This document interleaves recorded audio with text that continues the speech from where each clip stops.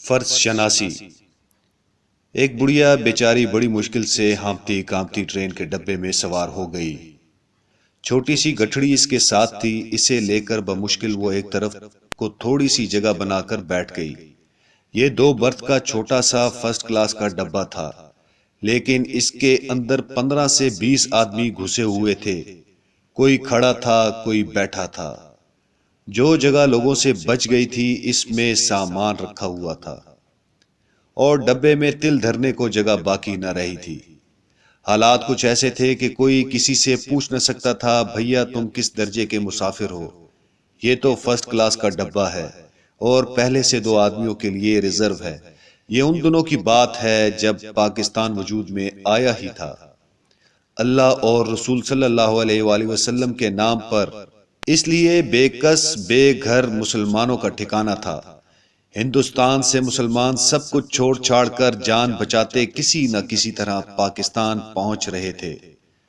پاکستان جو ان کی تمناؤں کا ثمر نورس تھا، پاکستان جس کے لیے انہوں نے مال و اسباب چھوڑا، گھر بار چھوڑا، زمینیں چھوڑی، جانی قربانیاں دی، خاندان کے خاندان پاکستان کی وجہ سے کٹ گئے۔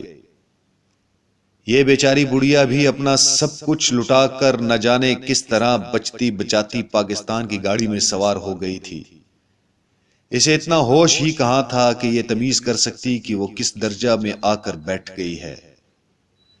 اسے تو بس اتنا معلوم تھا کہ یہ ہمارا ملک ہے، یہ ہماری گاڑی ہے۔ جو دوسرے مسافر تھے ان کا بھی یہی حال تھا، ہر ایک کا چہرہ غم و الم کی تصویر تھا۔ کیا کیا کچھ کھویا تھا کہ اس ملک کو پالیں۔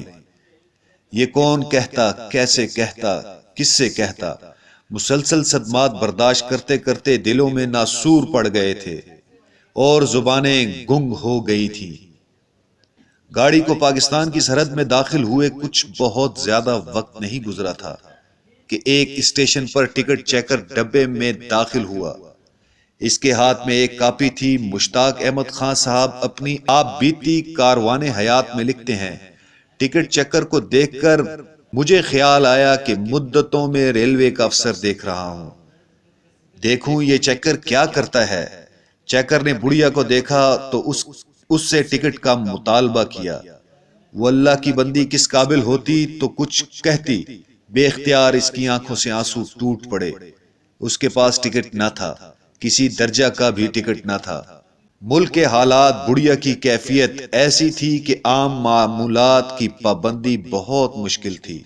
مشتاق صاحب لکھتے ہیں، میں نے بڑی حیرت سے دیکھا کہ اس نے اپنی نوٹ بک نکالی اور بلا ٹکٹ سفر کرنے پر بڑھیا کا چالان کر دیا۔ اس نے رسید پھاڑی تو بڑھیا بے اختیار بولی، بیٹا میرے پاس کچھ نہیں ہے، تو رسید نہ پھاڑ۔ جواب ملا، اماں اگر بلا ٹکٹ سفر کریں گی تو ہمارے نئے ملک کا کام کیسے چلے گا؟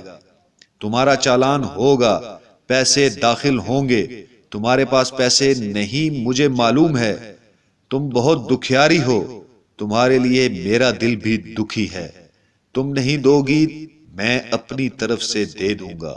احساس سے فرض، ملک کی محبت اور بے سہاروں کی خدمت کا یہ ایسا انمول واقعہ تھا کہ دلوں پر نقش ہو گیا۔